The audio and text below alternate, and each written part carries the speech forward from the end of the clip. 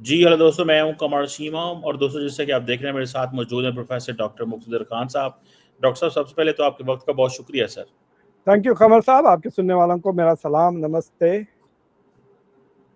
बहुत शुक्रिया डॉक्टर साहब। यहाँ पे हमारे पास एक खबर आई कल के, जिसमें नेटो के जो जनरल सेक्रेटरी हैं, उन्होंने पैगाम दिया है कि जनाब, पैगाम दे दें आप दिल्ली में और बीजिंग में और ब्राज़ीलिया में कि जनाब, आपके ऊपर सैंक्शंस लग सकती हैं।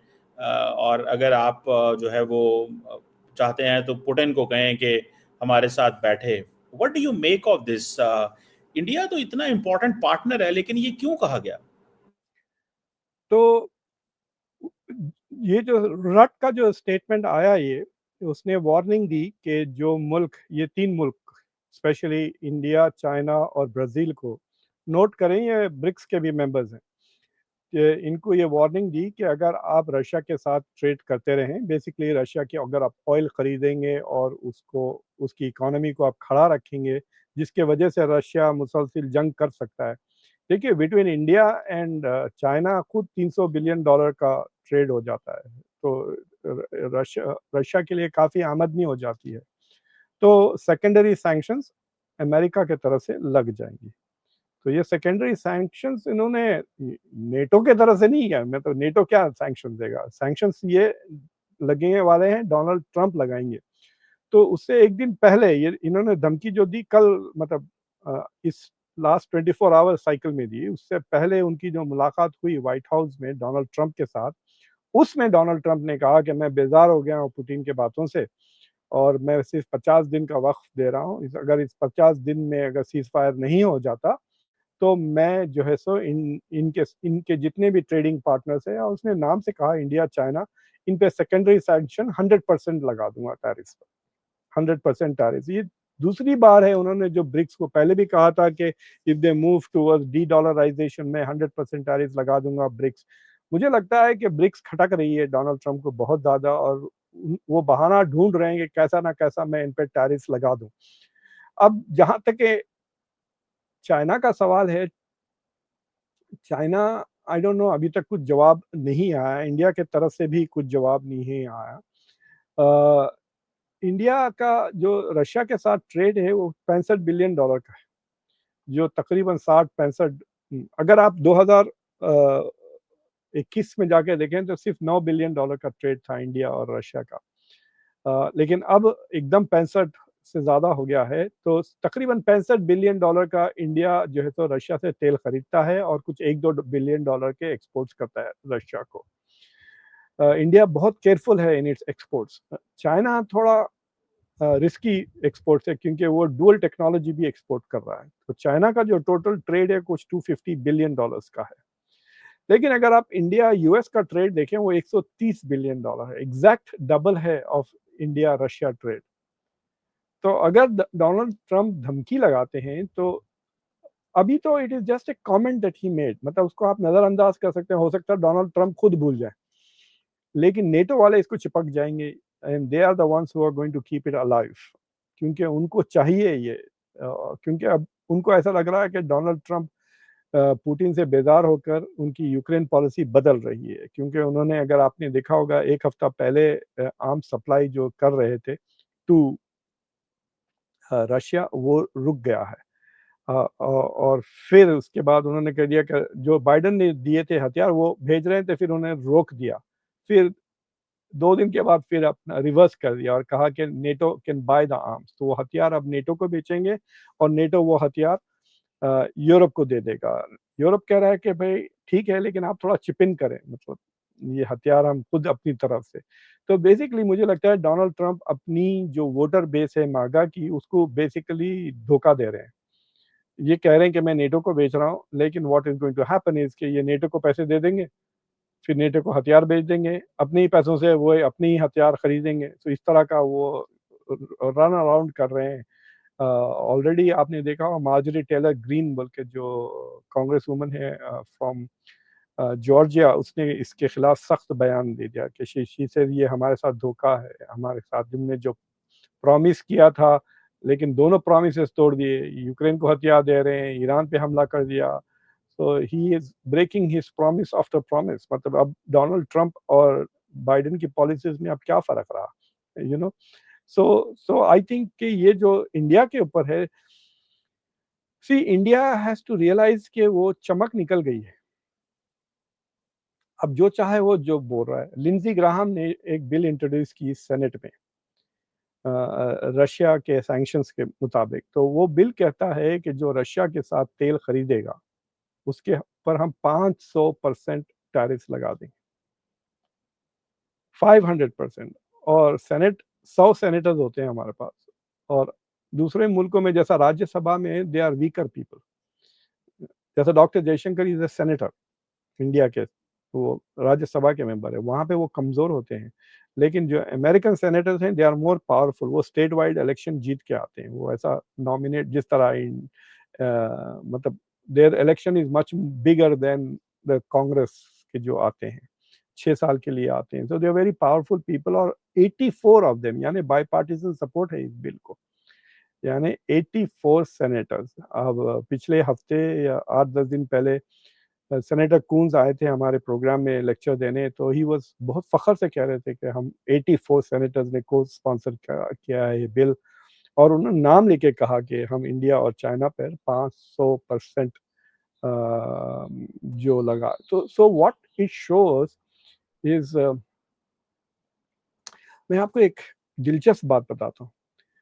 तो मैं जब एमबीए करके आया तो I was one of those engineer MBS में बहुत डिमांड में था। तो मेरे पास हमेशा जॉब ऑफर्स होती हैं। इट वाज लाइक परपेचुअली, मुझे जहाँ भी जाता था मैं मीटिंग में इधर उधर जॉब ऑफर्स मिलते रहती थी। तो मेरा पहला जॉब था एक बड़ी इंडियन कंपनी के साथ, लार्सन एंड टूब्रो। फिर 1 साल के बाद मैं छोड़ के I jump to another company. वो तनख्वाह वो काफ़ी ज़्यादा दे रहे थे। तो मेरे साथ एक साहब काम करते थे, उनका नाम था पंचाल। अगर वो सुन रहे हैं तो इट वुड बी इंटरेस्टिंग। तो उन्होंने मुझे एक राय दी थी। उन्होंने मुझसे कहा था, मुक्तदर अभी तुम यंग हो और फ्रेश ग्रेजुएट हो, तो अब तुम्हारे प्रॉमिस को देखकर लोग तुम्हें जॉब दे रहे हैं। 2-3 साल के बाद क्या होगा, they are not going to look के कितना स्मार्ट है, कितना बोलता है, या क्या से क्या डिग्री की। They will want to see what you have done, तुमने किया क्या है। और अगर तुम जॉब स्विच करते रहोगे तो तुमको कुछ करने का मौका ही नहीं मिलेगा। क्या बताओगे 5 साल के बाद कि मैंने 5 जॉब चेंज किए या कोई प्रोजेक्ट किए। So after some time they will look at your performance.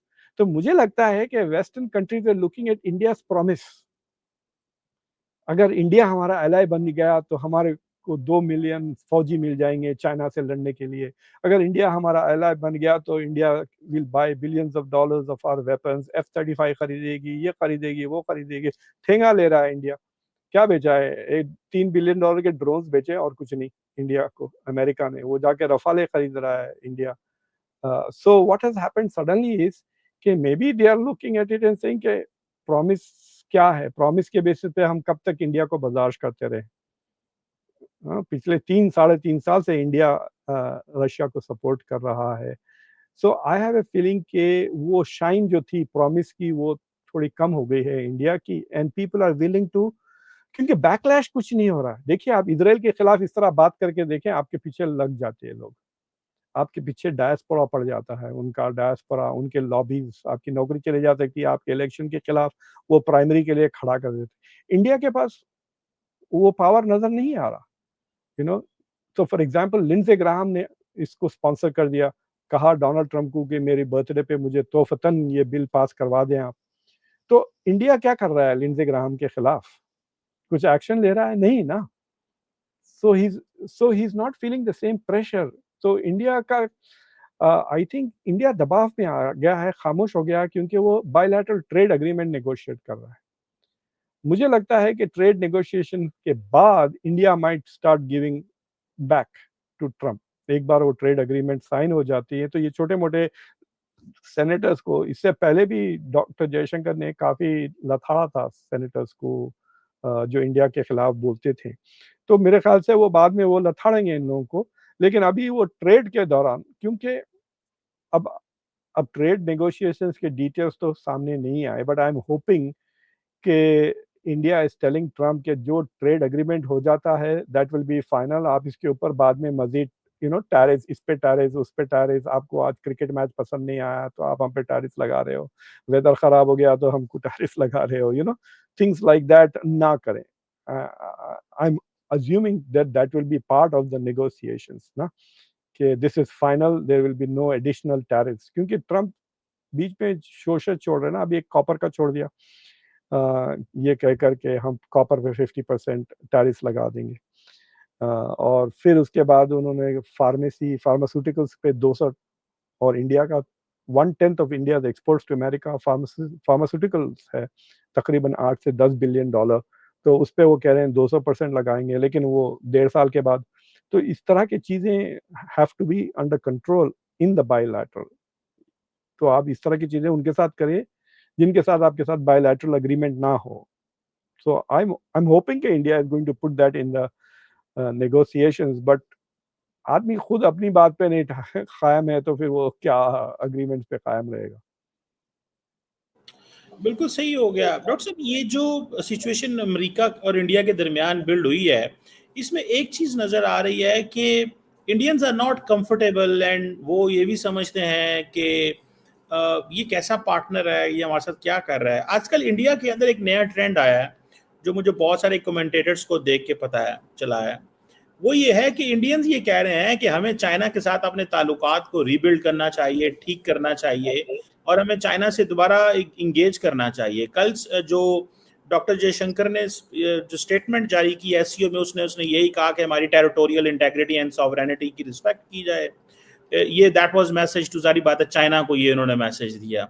और लेकिन इंडिया ये कह रहा है कि अब हमें जनाब ट्रम्प पैनिक में चला गया है, क्योंकि अमेरिका पैनिक में चला गया है, क्योंकि चाइना और इंडिया के ताल्लुकात नॉर्मलाइज हो रहे हैं. डू यू थिंक इंडियंस ये सिग्नलिंग दे रहे हैं कि भाई हमें ठीक है ताल्लुकात इंडिया चाइना से खराब है लेकिन स्टेबल पार्टनर है. America doesn't steam a stable partner, और यूरोपियंस को भी बाय द वे ये मसला है. What do you make of this? पहले तो इंडिया को एमनीसिया हो गया, ऑपरेशन सिंदूर भूल गए वो, कि ऑपरेशन सिंदूर में चाइना ने पाकिस्तान को हथियार भी दिए, रियल टाइम इंटेलिजेंस दिए, और उसके बाद डिप्लोमेटिक सपोर्ट भी दे रहा है. जो एससीओ का जो आपका जो डिफेंस मिनिस्टर्स की जो स्टेटमेंट थी जिसमें जाफर एक्सप्रेस का जिक्र था और पहलगाम का नहीं था, मतलब इट्स लाइक सेइंग के मतलब शहबाज शरीफ से पूछ रहे हैं क्या चाहिए तुझे, बोल हम अदा करते हैं. बोलते जाफर एक्सप्रेस को एक्सप्रेस करें, पहलगाम को छोड़ दें, ठीक है. फाइनल स्टेटमेंट में होता, इंडिया ने साइन नहीं किया. सो फर्स्ट ऑफ ऑल, अगर आप मैंने एक पूरा शो किया है डॉक्टर जयशंकर की बीजिंग की विजिट पर, आप देख सकते हैं वो, मेरे दोनों चैनल्स पे लगा दिए मैंने. तो उसमें पहले तो ऐसा जैसा कि ऑपरेशन सिंदूर हुआ ही नहीं, तो पूरा का पूरा कॉन्वर्सेशंस, ठीक है. जब से काजान में मुलाकात हुई है मोदी की और शी जिनपिंग की, ऐसा लगता है कि सारी ट्रेनें दिल्ली से बीजिंग को जा रही हैं. अजीत डोवल के 2 ट्रिप्स हो गए, राजनाथ सिंह जो डिफेंस मिनिस्टर है उनकी एक ट्रिप, ये चौथा सीनियर 5 साल के बाद गए डॉक्टर जयशंकर बीजिंग. तो अब ऐसा लगता है कि दे आर कॉन्स्टेंटली गोइंग. अब शायद अगस्त के एंड में मोदी जाएंगे जब एससीओ का फाइनल समिट होगा, राइट. उधर से कोई नहीं आ रहा, आप गौर किया, सब वन वे ट्रैफिक है ये पूरी. सो उसमें क्या होता है कि इंडिया ने बढ़ चढ़ के बहुत बातें की, सी दे शुड, मतलब हम स्ट्रेटेजिक ऑटोनॉमी है. अगर आप ट्रम्प से बेजार होकर या इनसिक्योर होकर बाउंस होकर चाइना के पास जा रहे हैं, तो how is that strategic autonomy है. जैसा उर्दू स्पीकिंग कम्युनिटी में खलीफा एक लफ्ज इस्तेमाल करते हैं, खलीफा वो होता है जिसके पास स्ट्रेटेजिक ऑटोनॉमी होती है. तो खलीफा वो होता है हु डजंट केयर, ये पड़ोसी जो भी करना है वो कर ले, मतलब I don't give a dam, मैं बॉस हूँ. तो वो है स्ट्रेटेजिक ऑटोनॉमी. आप ट्रम्प एक बात कह रहे हो तो चाइना को भाग रहे हैं, चाइना अगर गलवान में घुसता है तो आप क्वाड की तरफ भाग रहे हैं. ये कौन सी स्ट्रेटेजिक ऑटोनॉमी होगी. So India has to recognise कि अभी India is not a major power. मतलब मैं ये मल्टीपोलर वर्ल्ड की ना, ये इतनी बड़ी फ्रॉड बात है. आप जवाब दें, अगर आप इक्वल पावर हैं, मल्टीपोलर, या ना देयर आर मेनी पावर्स ना, रोज धड़ाधड़ धमकियां दिए जा रहा है ट्रंप, जवाब दें उसका। सिवाय शी जिनपिंग की किसी ने जवाब नहीं दिया। It's a bipolar at best, यानी यूनिपोलर सिस्टम है या बाइपोलर है, it is not a multipolar world. इसलिए आप चाइना को बर्दाश्त कर रहे हैं, चाइना के ऑपरेशन सिंदूर को नजरअंदाज कर दिया। देखिए, ये जीरो टॉलरेंस वाली जो पॉलिसी है, क्या कह रहे हैं कि अगर टेररिस्ट हमें हमला करते हैं तो हम ना तो टेररिस्ट को छोड़ेंगे, ना उनको छोड़ेंगे जो टेररिस्ट को सपोर्ट कर रहे हैं, यानी पाकिस्तान की गवर्नमेंट और पाकिस्तान की सोसाइटी। बट इनको सपोर्ट चाइना कर रहा है, तो क्या आप उनको भी अटैक करेंगे आप? बिकॉज चाइना तो सपोर्ट खुल के सपोर्ट किया ना ऑपरेशन सिंदूर में। So where is your zero tolerance? आपने देखा जो फाइनल जो प्रेस रिलीजेस हुए हैं, उसमें टेररिज्म का कोई जिक्र नहीं था एससीओ के। हालांकि ये इनकी तो वही है, एक ही लाइन वो कॉन्स्टेंटली चल रही है, we want everybody to have zero tolerance for terrorism, ये वो it is not. So India is failing diplomatically. पिछले 1.5 साल से ऐसा लग रहा है कि टायर में से हवा उतर गई है, and you can see that. अब इंडिया के लिए अब यूरोप प्रेशर डाल रहा है कि ये 50 डेज की जो आपने मार्जिन दी है रशिया को, बहुत लंबा है, उसे कम करें। तो लेट अस से कि अगर 50 दिन हो जाते हैं, तो इंडिया के लिए एकदम एक स्ट्रेटेजिक सवाल आ जाता है ना कि can they stay with Russia, right? Can they stay with Russia? Russia की इतनी तारीफें करते हैं, हमारा रिलायबल पार्टनर है, ये है वो है, जैसा आप लोग चाइना के बारे में बात करते हैं ऑल वेदर फ्रेंड्स, ये इंडियंस रशिया के तारीफ। हालांकि रशिया ने ऑपरेशन सिंदूर में कुछ भी साथ नहीं दिया इंडिया का, हैज डन नथिंग। वो S-400 जो खरीदे थे, एटलीस्ट वो भिजा देते। हालांकि S-400 did a good job during the post operation, मतलब ऑपरेशन सिंदूर की जो झगड़े हुए, जंग हुई, उसमें it was one of the better performance. Man of the match अगर इंडिया से किसी को देना है तो वो S-400 को देते। बट इंडिया को पूरी डिलीवरी नहीं किया रशिया ने S-400 जितने इंडिया ने खरीदे थे, कुछ $8 बिलियन के। सो India has is running from superpower to superpower, मतलब and that shows कि there is no strategic autonomy। आप अभी भी मतलब बैलेंसिंग का गेम खेल रहे हो। स्ट्रेटेजिक ऑटोनॉमी ट्रम्प के पास, इसलिए वो घड़ी में तोला घड़ी में माशा, जब दिल बोला, जब खलीफा है वो लिटरली ना। आज सुबह उठ के कह दिया मैंने 25% लगा दिया, रात को उठ कर दूसरे दिन कह दिया नहीं माफ कर दिया। Is like just doing it as he pleases. उसको कहते हैं स्ट्रेटेजिक ऑटोनॉमी, कि आपके कंट्री को कुछ कॉन्सिक्वेंसेस नहीं हुए। दूसरी चीज ये हो गई है, there is another line of explanation जो इंडिया चाइना का चक्कर चल रहा है। एक के चाइना ने इंडिया को कंटेन करना शुरू कर दिया। एक तो जो क्या कहते हैं उनको, रेयर अर्थ मटेरियल्स को उन्होंने सप्लाई रोक दी, which is causing trouble to India.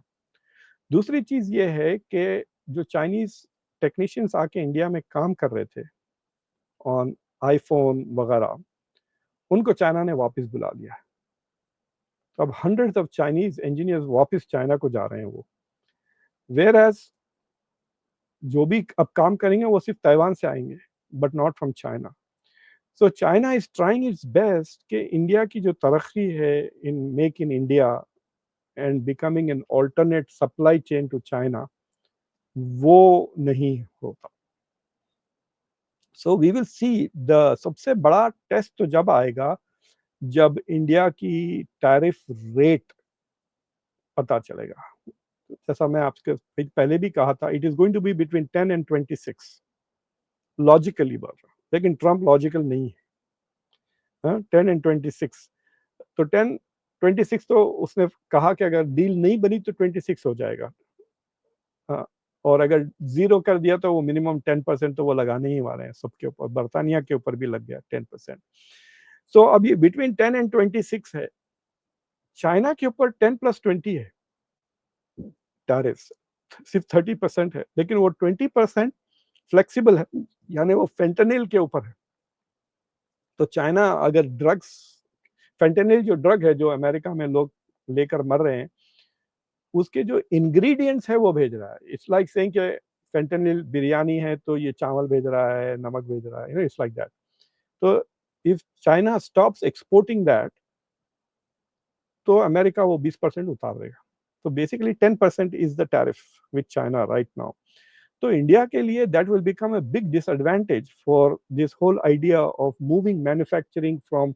मगर अब एप्पल के सीईओ है और आप देख रहे हैं अरे इंडिया पे लग गया है 15% और चाइना पे सिर्फ 10% है, तो फिर आप why will you invest billions to relocate ना?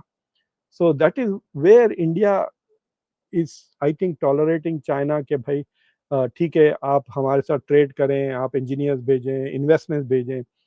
और आपने देखा होगा नो ट्रेड रेस्ट्रिक्शंस भी एक बात की उन्होंने, डॉक्टर जयशंकर ने जब वांग यी से जब मुलाकात हुई say we want you to remove trade restrictions.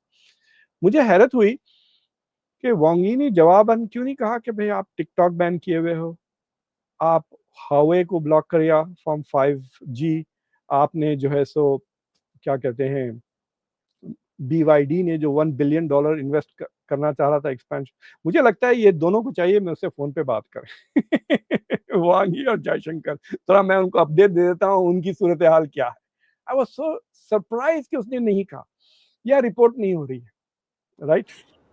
मेरा ख्याल है कि वो जान के वो कह ही नहीं रहे, वो कहते हैं हमें फर्क ही कोई नहीं पड़ता, जो करना है कर लो। क्या ख्याल है? TikTok will be very influential ना, अगर आप टिकटॉक अगर इंडिया में जाएगा तो ये रोक नहीं सकेंगे ना कंटेंट, जैसा यूट्यूब अब हमारे चैनल्स इन्होंने बैन करके बैठे हुए हैं। तो it will be another venue, कितने बैन करेंगे टिकटॉकर्स को।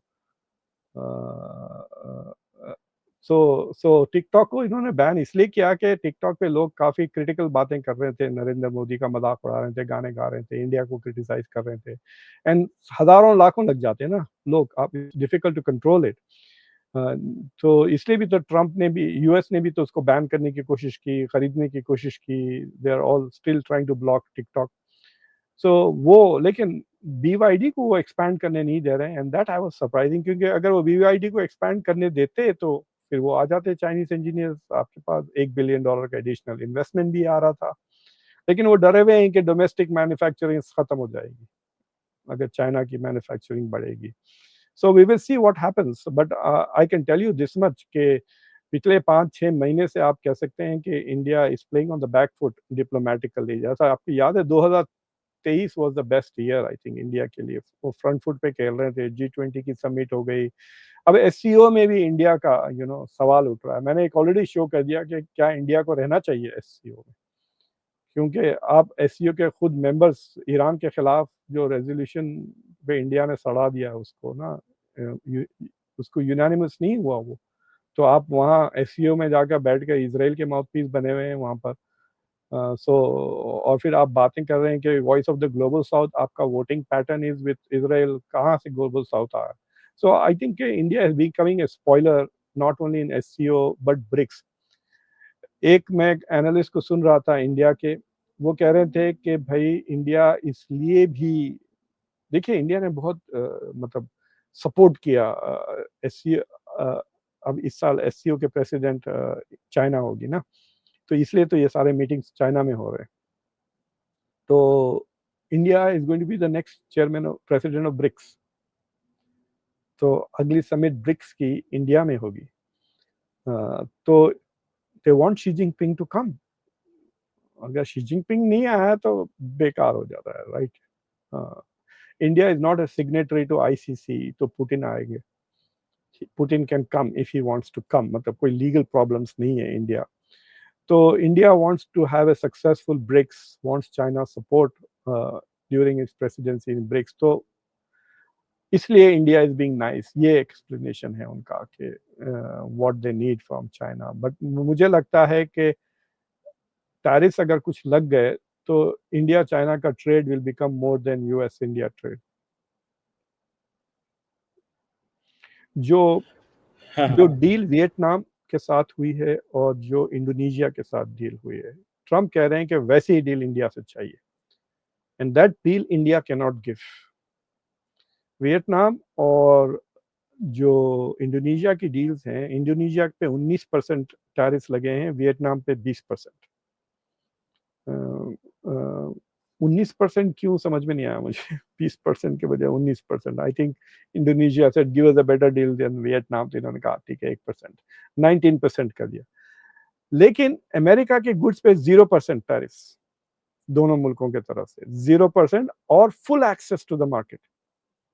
ठीक है, तो नॉन टैरिफ बैरियर्स भी नहीं लगेंगे। तो अब अमेरिकन जाके जो बिजनेस करें आप कर सकते हैं वियतनाम में और इंडोनेशिया में।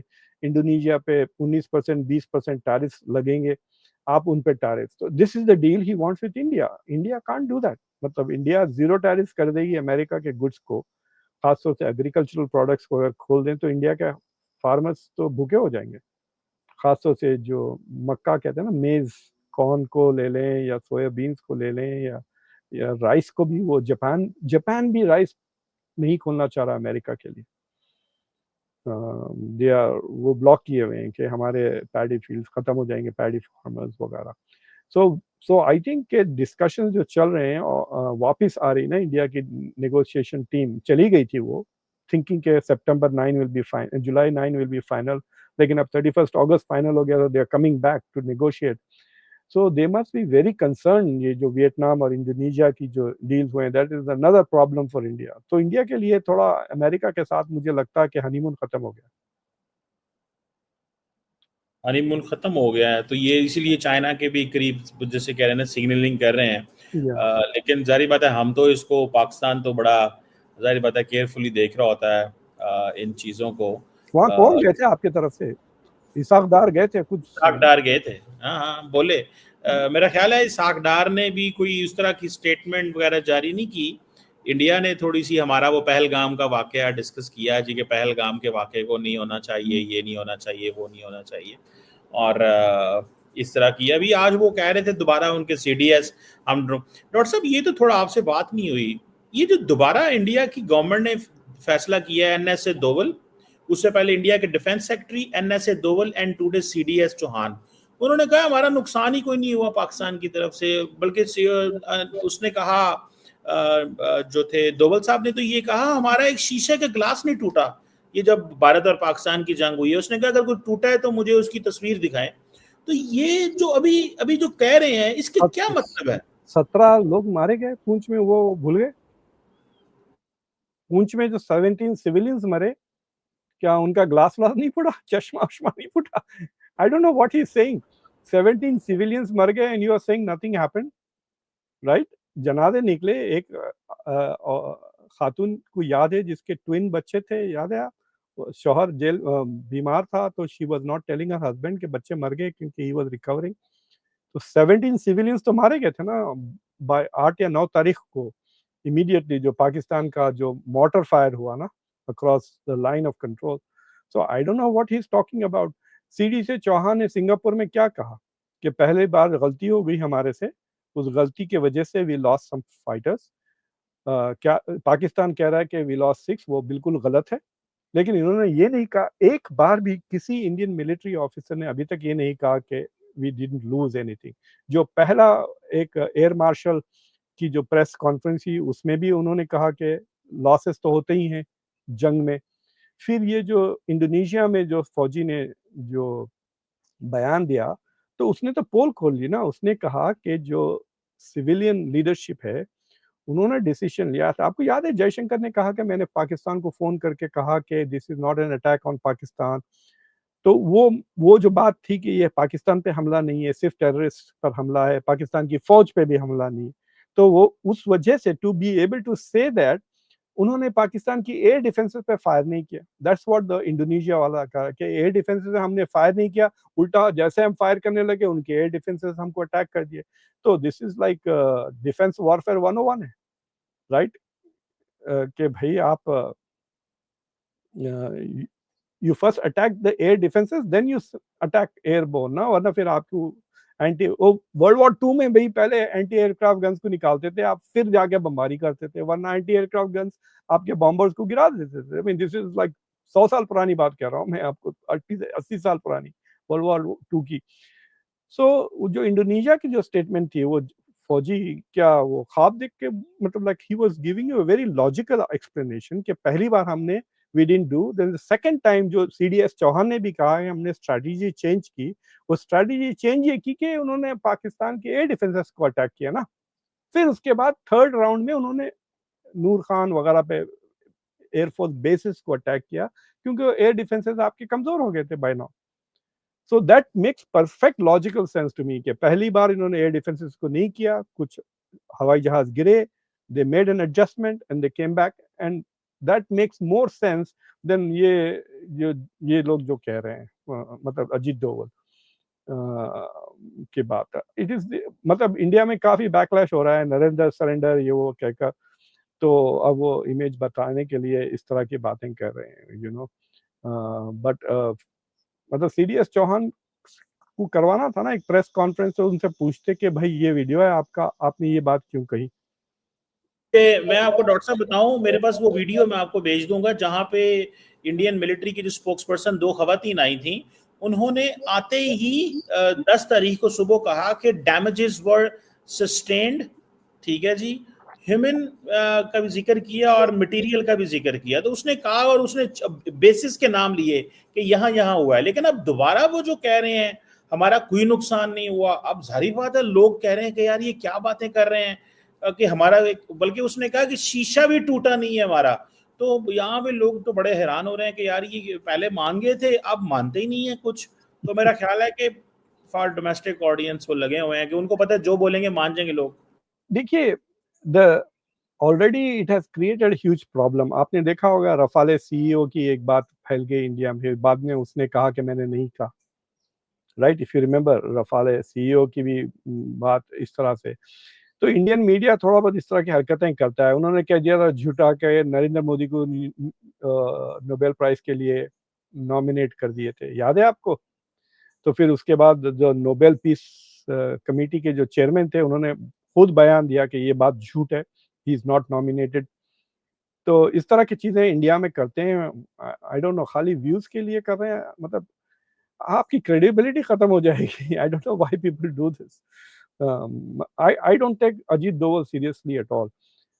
अब फाइनली अब रिकग्नाइज कर रहे हैं कि इंटेलिजेंस फेलियर होता। मैं अप्रैल से कह रहा हूँ कि इंटेलिजेंस फेलियर था। आप कैसा, अगर आप जो कह रहे हैं कि पाकिस्तानी इन्वॉल्व थे उसमें, तो that's a failure of intelligence, plus it's a failure of security भाई। ऐसा कैसा हो जाता कि वो 1 घंटे 1.5 घंटे तक तफरी कर रहे थे वहाँ पे वो गार्डन में लोगों को मारते हुए। यू नो इट्स एग्जैक्टली जो इसराइल में हुआ अक्टूबर 7 को, उनको 6-7 घंटे, इतना छोटा मुल्क है, पैदल आते तो पहुंच जाती फौज इसराइल की, you know. So there's something fishy about this whole thing. It's a failure of intelligence, failure of security, और किसी की अकाउंटेबिलिटी नहीं है, क्योंकि ये तो सेंट्रल की सिक्योरिटी है ना। अब कश्मीर में जो 370 निकालने का सबसे बड़ा फर्क ये आया कि Kashmiri police is not responsible for security, it is the Indian government Delhi में सिक्योरिटी के, तो जिम्मेदारी ही नहीं लेना चाह रहे हैं, अकाउंटेबिलिटी ही खत्म हो गई, यू नो।